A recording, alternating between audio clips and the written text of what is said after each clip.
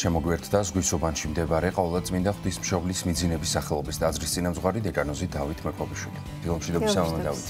დილამშვიდობის. დიდი მადლობა რომ ხართ ჩვენი გადაცემის სტუმარი. მადლობა თქვენს ყველაფრისთვის. დიდი მადლობა. მნიშვნელოვან საკითხზე უნდა ვისაუბროთ ლოცვის შესახებ. პირველ რიგში რომ განვმარტოთ, რა არის ლოცვა და რამდენად მნიშვნელოვანია, რატომ არის ასეთი მნიშვნელოვანი ის ჩვენ ცხოვრებაში. ყველაზე მეტად რაც გვჭირდება ჩვენ და მიგვაახლოვებს უფალთან არის სწორედ ლოცვა. ვიცით რომ თავდაპირველად რატომაც შეიქმნა ადამიანის შექმნის მიზანი იყო ის რომ ღმერთთან ქონოდა მარადიული კავშირი და ამის შედეგად დამტკბარი იყო, ბედნიერი ყოფილიყო და ეს კავშირი იყო რა თქმა უნდა ლოცვით, შინაგანი სულიერი კავშირი ღმერთთან. მაგრამ სამწუხაროდ ჩვენი უძლური და გამოუცდელი ბუნების გამო მოხდა ის რაც მოხდა. ცოდვი დაცემა, ჩვენ გავხდით ცოდვილი დაცემული ბუნების მატარებლები და აქედან გამომდინარე, დროთა განმავლობაში უფრო და უფრო რთულდებოდა უფალთან კავშირის დამყარება. რა თქმა უნდა, ქრისტე მოვიდა, გვასწავლა ყველაფერი, მაგრამ ის რომ ეხა ესე მარტივად გვინდა და ვილოცოთ, ესე არ ხდება. ძალიან ხშირად თანამედროვე ცხოვრებაში ლოცვა უკავშირდება მოწამეობას და ის ვინც ლოცულობს ნამდვილად შეიძლება ითქვას რომ არის ნამდვილი ქრისტიანი. რომ სხვა სათნოებები რომელიც უფალმა მოგცა რომლებიც ვიცი ჩვენ რომ და აღვასრულოთ თუნდაც აი მაგალითად მოწყალება შეიძლება რომ რამდენიმეჯერ რომ გააკეთებ მოწყალებას აჯობებ შენ თავს და დარწმუნდები იმაში რომ ეს მოწყალება ისევ შენთვის არის აუცილებელი და შენ გეხმარება და ისევ წინ დაგვდება. დროთა განმავლობაში ამას უფრო მარტივად აკეთებ მე და მე, მაგრამ რაც შეეხება ლოცვას, შეიძლება რა თქმა უნდა გამოცდილება მოიპოვო ლოცვაში, მაგრამ ყოველი ლოცვის დაწყების თვითონ პროცესშიც არის ყოველთვის ბრძოლა. ეს ბრძოლა რა თქმა უნდა აზრობრივია, წარმოსახვითია, მით უმეტეს ჩვენ დღეს ისეთ დროში ვცხოვრობთ, როცა ძალიან ბევრი ინფორმაცია შემოდის ჩვენში. ბევრი ნივთი არის, აქედან გამომდინარე ეს წარმოსახვები, ეს ფიქრები, ეს აზროვნებები ჩვენში არის ჩადებული და როდესაც ლოცვას ვიწყებთ, აი ეს ყველაფერი ეწინააღმდეგება უკვე ლოცვას და ეს მოკლე ლოცვა აღარ ყოფნის. შეიძლება თვითონ სტრუქტურულად ლოცვა მოკლე იყოს და ასე ვთქვათ, არ არის ეს პრობლემა, მაგრამ მრავალჯერ უნდა გავემეოროთ ეს ლოცვა, რომ რაღაცნაირად მოვეჭიდოთ ლოცვას. ნუ თავდაპირველად დამწყები ადამიანის შემთხვევაში, როდესაც თქვათ იწყებენ ეკლესიურ ცხოვრებას და ფიქრობენ რომ უკვე ქრისტეს უნდა შეუდგნენ, რაღაცა შეცვალონ ცხოვრებაში.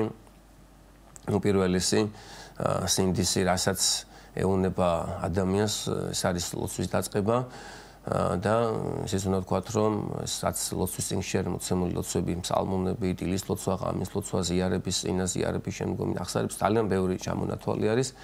აი ეს ყველა ლოცვა შედგენილი არის ძველი ქართული რედაქციებით, ხომ ძირითადად აქ არის გიორგი დაწმინდელი მამების, ექვთიმე დაწმინდელის და სხვა კიდევ იმდროინდელი მამების მიერ რედაქტირებით მოცემული ლოცვები და ადამიანს ამის გაგებაც უჭირს ხშირად.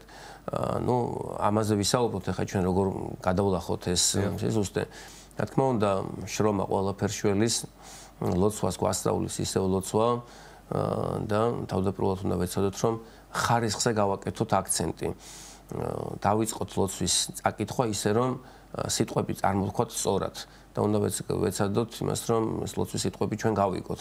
ბევრი ისეთი სიტყვა არის, რომელიც თანამედროვეობაში აღარ გამოიყენება და აქედან გამომდინარე არსებობს ის ლექსიკონები არის, თქვათ, ინტერნეტში შეგვიძლია ჩავწეროთ და შესაბამის განმარტებას მივიღებთ და თავდაპირველად მნიშვნელობა გავიგოთ შინაარსი ლოცვის და მერე უკვე დავიწყოთ ამ ლოცვების აღმოკითხვა ისე, რომ არ ვიჩქაროთ და დროთა განმავლობაში უკვე მერე ეს გადავა ჩვენს გონებაში და გონებიდან უკვე ასე იმპულსურად გადაეცემა ჩვენს გულსაც და შეიძლება მე ეს მომენტალურად ეს ლოცვის სიტყვა ჩვენს გულში გაღვივდეს. წმინდა მამების გვასწავლიან, რომ არ აქვს ლოცვის დროს მნიშვნელობა მრავალსიტყვიანობას, არამედ მთავარი არის გულისხმიერება და გულისხმით ამოთქმული ლოცვა. ამაშიც ახლა უფალი როცა ამბობს ახარებაში, რომ ნუ ფიქრობთ თქვენ, რომ მრავალმეტყველებით შეგიწყალებთ, ამაში ის არ ეგულისხმება ეხა რომ თქვათ მე ისეთ ლოცვას ვკითხულობ, სადაც თქვათ სხვადასხვა სიტყვები ერთმანეთს ენაცვლება. აქ ადამიანის ურწმუნოებაზეა საუბარი. ხშირად ზედმეტად გამოხატავთ ჩვენ სურვილებს ღვთის წინაშე. მარტივად შეიძლება ითქვას, რომ უფალო იყოს შენი ნება. მე ხომ ვიცი მე რა მჭირდება და უფალს ვეუბნები შენი ნება იყოს და ველოდები უფლისგან დახმარებას. ესე იგი, აი ეს რაც შეეხება ლოცვას, რომელიც ესე წელი არის და მრავალი სიტყვებით არის თქვათ აკინძული. არსებობს კიდევ ესეთი ლოცვები, რომელსაც გვაძლევს წმინდა ეკლესია. სახარებაში არაერთი ესეთი ლოცვა არის აფიქსირებული, როგორც არის მოკლე ლოცვა და ძალიან დიდი შედეგები მოყვება ყოველთვის მოკლე ლოცვას. მოკლე ლოცვა იმიტომ ქვია, რომ განა მალე მთავრდება, უბრალოდ რამდენიმე სიტყვისგან შედგება. აი მაგალითად ძალიან მნიშვნელოვანი არის და სასიკვდილო დარტყმას აყენებს ჩვენს ყველა სულიერ მტერს და ჩვენსაც ბევრს ისუსტეს ესეთი ლოცვა, მადლობა ღმერთო ყველაფრისათვის.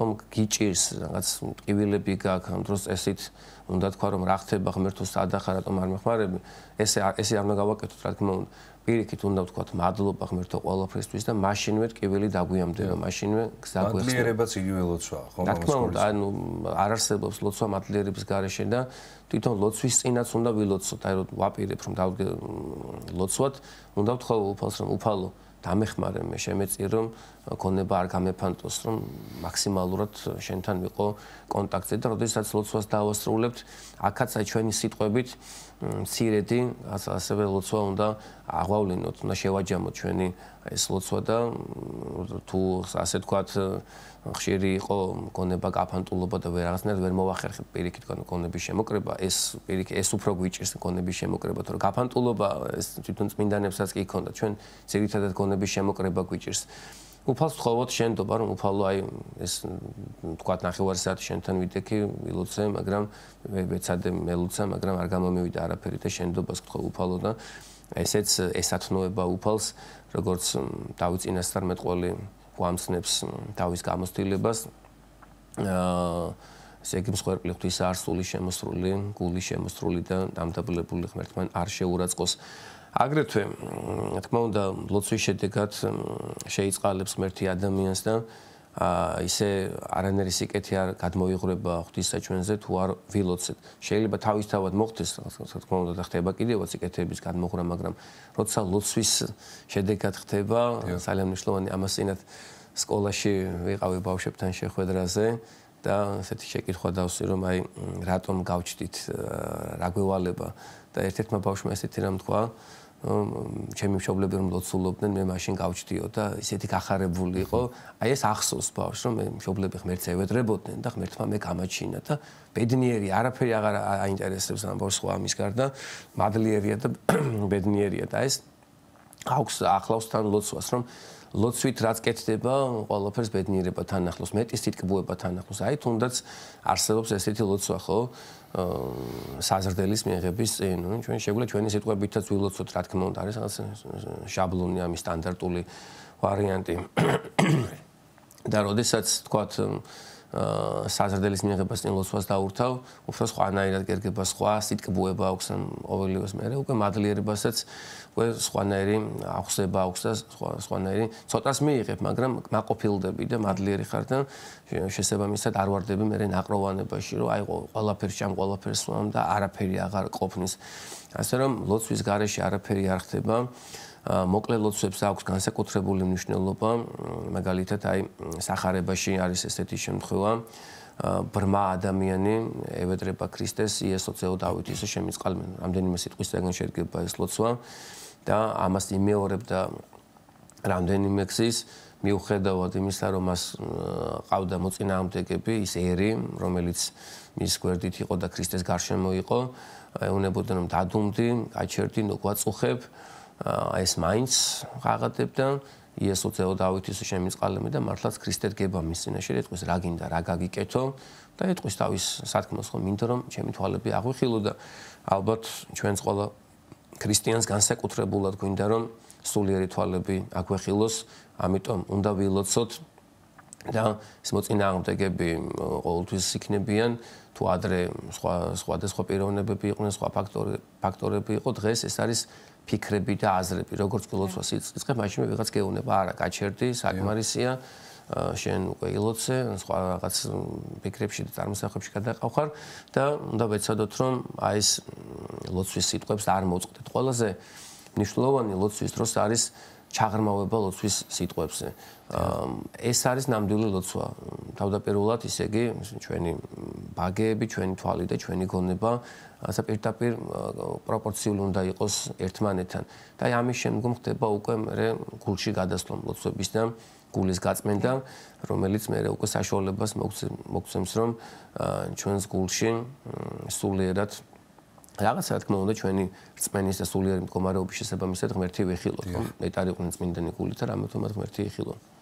მამდავით, რატომ არის აუცილებელი, ხშირად დაუსვამთ ალბათ ეს შეკითხვა თქვენთვისაც, რომ რატომ არის აუცილებელი მაინც და მაინც ამ მოცემული ლოცვებით მივმართოთ უფალს, როდესაც ხაწაღან თქვენს ბრძანეთ, რომ შეგიძლიათ მიმართო უფალს შენი სიტყვებით, ხომ და ეს არაერთხელ გაჩენილა ადამიანის ფიქრში, რომ მე ხომ შემიძლია ჩემი სიტყვებით მიმართო, მთავარი არის რომ მე ვიყო გულწრფელი უფალთან და რატომ აქვს მნიშვნელობა წმინდა მამათა სწავლებას, რატომ აქვს მნიშვნელობა იმ ლოცვებს, ფსალმუნებს, რომ სიტყვით გავიმეორო ეს ყველაფერი და ასევე კონტაქტო უფალთან, ვინაიდან ლოცვა არის ფრთები, რომელსაც ახავ ხარ უფალთან და მეგობრობა ყველაზე მეტად სწორედ ლოცვის მეშვეობით მყარდება უფალთან.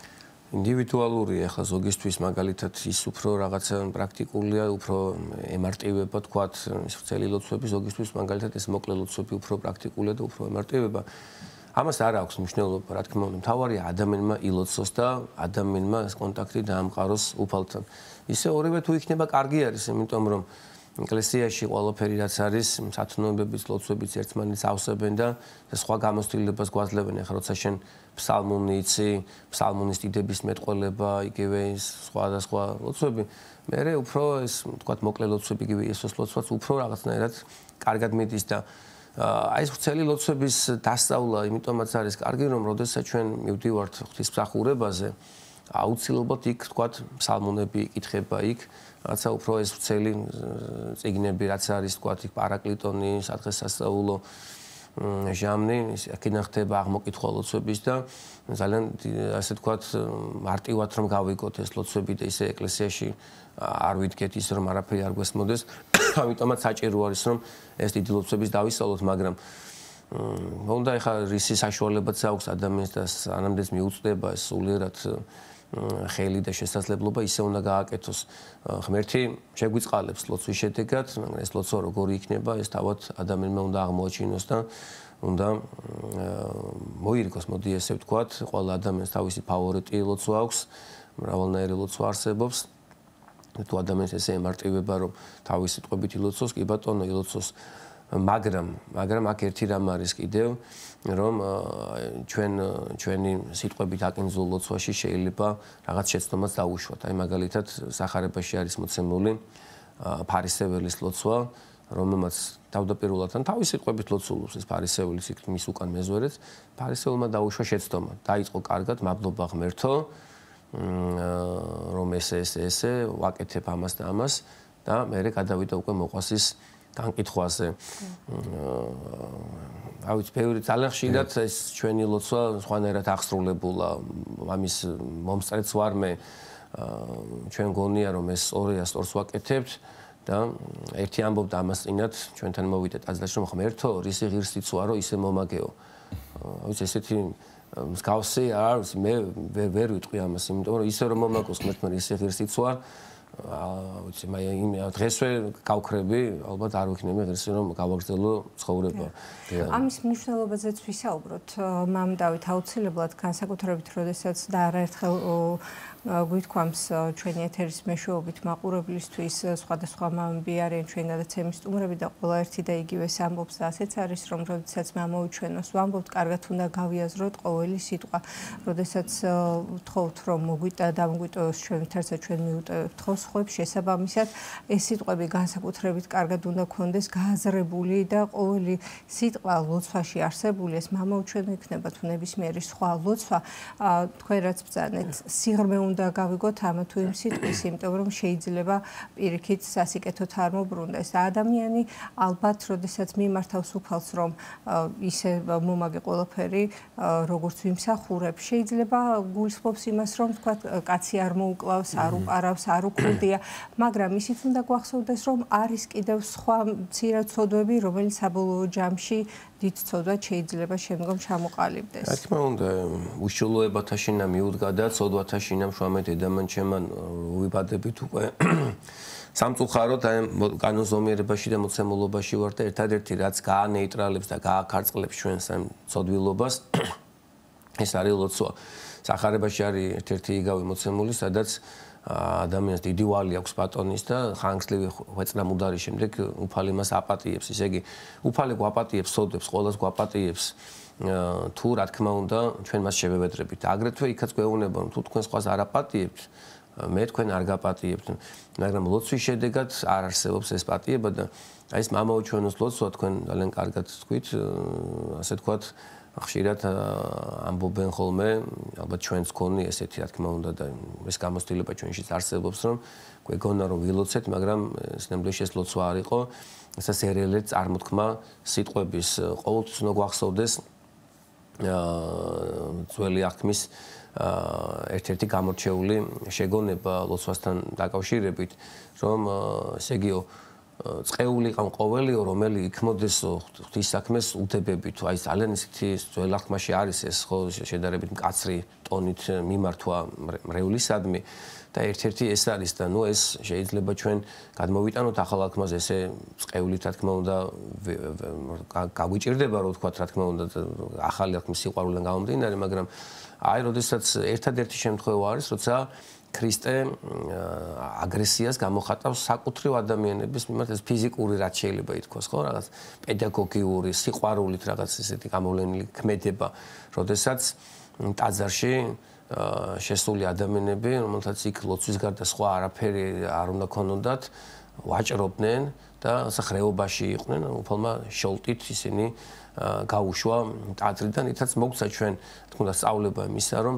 ყველაზე წმინდა ადგილი სადაც უფალიას ორმაგად არის განცხადებული ჩვენ წინაშე რომ შეისმინოს ჩვენი ლოცვა იქ რომ მივდივართ იქ უკვე თვალთმაგზობას ადგილი აღარ უნდა კონდეს და ყოველივე წუთის სოფლის საზრუნავი უნდა დაუტევოთ არავინ არ განვიკითხოთ და კარგად უნდა ვაცნობიერებდეთ პირველ რიგში ჩვენ რა გვინდა წმინდა მამები გვეუბნებიან ჩვენ რომ შენ თუ არ იცი რა გინდა და ვერაცნობიერებ ლოცვას რომელსაც კითხულობ მაშინ ღმერთი როგორ მოგხედავს და როგორ შეისმენს ჩვენს ლოცვას ასევე კიდევ ერთი რამ უნდა ვთქვათ ჩვენ თქო უნდა ძალიან ბევრი არის ლოცვაზე სასაუბრო და აი როდესაც თემა არის ლოცვის შესახებ არ ვიცით საიდან დავიწყოთ და რა ვთქვათ აუცილებლად უნდა გვახსოვდეს ეს რომ ეკლესიის დიდი გამოცდილება რომ სამჯერ ლოცვას აქვს ძალიან დიდი მნიშვნელობა. აი მაგალითად მამაო ჩვენოს ლოცვა ხო დამეთანხმებით იმაში რომ აი ერთხელ წარმოთქვამ ლოცვას რაღაც ვერ ახერხებ ყურადღების შემოკრებას ყურადღების მეორეჯერ უფრო მეტად და მესამეჯერ უფრო გადიხარ მე უფალთან კონტაქტზე და მეტი დაჯერება გეძლევა იმისა რომ უფალი შენთან არის მისინება შენზე შესრულდება მშვიდად იყავი წყნარად იყავი ყველაფერი კარგად არის, კარგადაც იქნება, თავარია შენ ღმერთთან კონდეს აი სულიერი კავშირი. ჩვენ გვაქვს საშუალება რომ შვიდგზის ლოცვა აღვასრულოთ დღის განმავლობაში. აი ცალკე რა თქმა უნდა სასაუბრო თემა არის და ძალიან მნიშვნელოვანი არის ეს ლოცვა და ძალიან პრაქტიკულიც. მამაო ჩვენოს ლოცვით იწყება, ხომ, ყველამ ვიცით. ეს არის ყველაზე მნიშვნელოვანი ლოცვა, რომელიც საკუთრივ ქრისტემ გვასწავლა ჩვენ. ალბათ ამ ლოცვის შესრულებაზე და აღვლენაზე არავინ ვარს არ იტყვის. აი ყველა მართლმადიდებელი ხო არ არის ეხა, მაგრამ აი ნებისმიერს რო ასწავლო ეს ლოცვა, აი ცუდი რა არის. ღმერთს ყველა აღიარებს. ხო, აქ რაღაც არ არის თქვათ ყველა წმინდა სამების პირებზე სწავლება. ზოგადად მამას მიმართ, ღმერთს მიმართ როგორც მამას.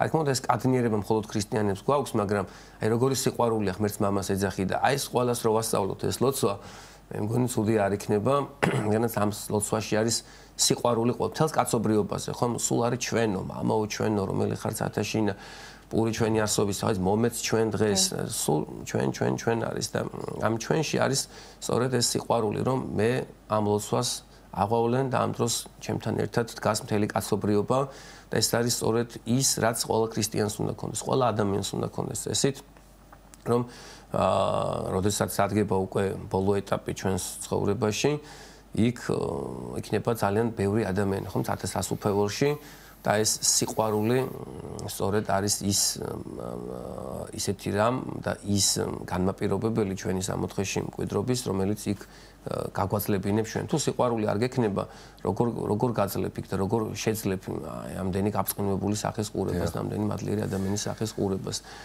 და კიდევ ერთი რამ უნდა ვთქვათ, რომ ლოცვას ვერავინ ვერ გასწავლის. ერთადერთი ეკლესიას აქვს ეს გამოცდილება, თუ როგორ უნდა ვილოცოთ და ლოცვას ისწავლი ისევ შენი შრომით და ლოცვას გასწავლის ისევ ლოცვა და ლოცვას გასწავლის თქმა უნდა უფალი. მამა დავით, აი გარემოს და გარჩემო მყოფებს რამდენად დიდი აქვს მნიშვნელობა ლოცვის წინ. აი რამდენად შესაბამისი და შესაფერისი გარემოა სალოცავად, რომ ლოცვა დავიწყოთ. აი თქვენ ახსენეთ სკოლის მაგალითი მოიყვანეთ და ჩემი ბავშვობის ასაკი რომ გავიხსენოთ სკოლაში მოსწავლეობის პერიოდი ყოველ დილას თითქმის ვიწყებდით ზუსტად ეგრე გაკვეთილების წინ პედაგოგის შემოსვლასთან ერთად ლოცვით ვიწყებდით აუცილებლად ჩვენს საგაკვეთილო პროცესს. რამდენად მნიშვნელოვანია ეს იგივე სუფრასთან დასხდომის წინ ლოცვის წარმოთქმა, გაგვიძების შემდეგ დაძინებამდე, ეს არის სხვადასხვა გარემო, ხომ, ბუნებრივია და შესაფერისი გარემო რას ნიშნავს იმისათვის, რომ ადამიანმა ილოცოს. ლოცვა ყველგან შეიძლება, ყოველთვის შეიძლება. რაც შეეხება ახლა სასწავლო დაწესებულებებს, რაღაც იყო აქ შეუსაბამობა, ვიღაცის თქვათ უფლება არ დაირღვეს და ასე შემდეგ, მე მგონი ყველაფერი ლაგდება ახლა და ეს თანდათანობით ხდება ისეც, რომ ახალი კანონი არის სკოლებში ღირებულებითი განათლების სწავლაზე და თანდათანობით ძალას იკრებს ის, რომ არ შეიძლება ბავშვი სულიერი საზრდოს გარეშე დავტოვოს და რა თქმა უნდა ყურადღების ქვეშ ყველა ადამიანი უნდა მოიქცეს და ყველა ინდივიდუალურად უნდა იქნეს გათვალისწინებული. ერთადერთი ეს არის ხომ სული საზრდო ლოცვა, დანარჩენი სხვას არაფერს ფასი არ ექნება თუ არ ვილოცეთ, ხომ ისე ვიქნებით წიგნიერი ადამიანები, მაგრამ არ ვიქნებით განათლებული ადამიანები. სულიერი განათლება მოდის მხოლოდ და მხოლოდ ლოცვის შედეგად, რადგანაც ნათელი არის მხოლოდ ღმერთი. დანარჩენი სხვა ყველაფერი ღმერთიდან გამომდინარე არსებობს და ღმერთიდან გამომდინარე აქვს სინათლე. და დღეს ერთ-ერთი დიდი პრობლემა სწორედ ეს არის, რომ თუ ადამიანი არ ლოცულობს და ის ასე ვთქვათ, კარგად სწავლობს მხოლოდ და მხოლოდ, შესაძლოა ძალიან დიდ ამპარტავნებაშიც იყოს და დაივიწყოს მან ქრისტიანული ღირებულებები, რომ ეს სწავლა და ეს განათლება ისევ ვთქვათ სამშობლოს და ეკლესიას უნდა მოახმაროს, თორემ ჩვენ სხვანაირად დღევანდელ დღემდე ვერ მოვიდოდით, მარტო ესე რა ყოფილიყო, რომ მხოლოდ და მხოლოდ წიგნი. წიგნთან ერთად იყო იქ ღვთისმსახურება და ლოცვა, ეკლესიასთან ძალიან ახლო კომუნიკაცია. თორე ეს ჩვენი ცნობილი ჩვენი ერის და ეკლესიის გადამჩენილები სხვანაირად ვერაფერს ვერ გააკეთებდნენ. ხო, ანუ მარტო წიგნით ვერაფერს ვერ მიაღწევ, როგორც გვამცნობს ჩვენ ახალი აღთქმა. თუ იქნება მხოლოდ წიგნი თქვენ ვერ გაგაცოცხლებთ, წიგნი მოაგვტინებს, ხოლო სული აცხოვნებს და ეს სული არის მხოლოდ და მხოლოდ ლოცვაში და რაც უფრო ხშირად ლოცულობ და რაც უფრო მეტად გვაქვს რაღაცა ადგილები, თუნდაც აი აულისის დაწყების წინ ლოცვა, იგივე თქვათ, როდესაც ხდება ქორწილი იქნება, ათლობა იქნება, მერე სუფრები იმართება, ყოველთვის უნდა აღესრულოს ლოცვა, ეს დიდ დროს არ მოითხოვს, შეიძლება 1 წუთიც კი არ მოითხოვოს ამან და ამას აქვს ძალიან დიდი მნიშვნელობა შემდგომში უკვე ბავშვების თქვათ სულიერი ფორმირების საქმეშიც და წუთნახევარი კიდევ გვაქვს დრო, მამა დავით, სასაუბრო და აუცილებლად მინდა რომ შევეხოთ გარდაცვლილთა სულებზე ლოცვის მნიშვნელობას, ამის შესახებაც რომ ვამბობთ ჩვენს მაყურებლებს. ძალიან გახშირდა სამწუხაროდ გარდაცვალებები ჩვენს თანამედროვე ცხოვრებაში, საშუალო ასაკი ხარ რომ დავდივართ წესის აგებაზე და ვაჯამებთ და უყურებთ რაც ხდება ჩვენს ერში, გახდა 60-65 წელი, კიდევ ჩამოვიდა ჩვენი ცხოვრების წლები, აქედან გამომდინარე ძალიან ხშირად გვიწევს წესის აგება, პანაშვიდების გადახდა და სხვა მიცვალებულთა მსახურებები და რა თქმა უნდა ეს აუცილებელია იმისთვის რომ ჩვენ იმედი გქონდეს რომ სიკვდილი აღარ არსებობს, სიკვდილი დამარცხებულია, ქრისტე აღდგა მკვდრეთით და ცათა სასუფეველის კარი განღებულია და ყველა ის ადამიანი ვინც მართლმადიდებლობით აღესრულა და ვისთვისაც ჩვენ ლოცულობთ, ყველა შევა სასუფეველში. რომ ყველაზე წმინდა ლოცვა ესე შეიძლება ითქვას და ყველაზე ესე არამიწიერი არის ლოცვა მიცვალებულებისთვის, ხო? იმიტომ რომ როცა ჩვენ ამ ქვეყანაში ვართ, ვევედრებით უფალს, თუნდაც ახ არსობის პური მომეწია რომ ლოცულობთ, კი უპირველესად მაცხოვარი იესო ქრისტე იგულისხმება არსობის პურში რომ ქრისტეს მადლი იყო ჩვენში, მაგრამ სხვა დანარჩენიც ის ნივთების საგნები რაც სჭირდება ადამიანებს და მაინც მიწიერებაში გამყოფებს ეს ყველა ლოცვა, მაგრამ როდესაც ჩვენ მიცვალებულზე ლოცულობ, ეს არის ყველაზე მეტი სიყვარულით აღსრულებული ლოცვა და ყველაზე მეტი წმენით. შენ გჯერავს რომ ადამიანის ცხოვრება არ მთავრდება მიწიერი ცხოვრებით, ადამიანის სული აგრძელებს ცხოვრებას მარადისობაში, გჯერავს რომ ადამიანს ელოდება სამშაბრო და აქედან გამომდინარე ევედრები ღმერთს, რომ ღმერთო აი ესე მოკლედ რო ვთქვა, აცხოვნე აი ამ ადამიანის სული და უფალიც აუცილებლად შეისმეს. Ну ერთადერთი რამ არის თუ ადამიანს ხაშკარად თუ არ უნდა ღმერთთან მარადულად ცხოვრება, აქ ღმერთიც კი უძლურია ადამიანის თავისუფალებას ძალიან დიდი მნიშვნელობა აქვს. ძალიან დიდი მადლობა მოგზაურობისა და საინტერესო საუბრისთვის მამა დავით დარიმშვიდობებით. სულისუბანში მდებარე ყოვლადწმინდა ღვთისმშობლის მიძინების სახელობის ტაძრის წინამძღვარი დეჯანოზი დავით მექვაბიშვილი იყო ჩვენი სტუდიის სტუმარი.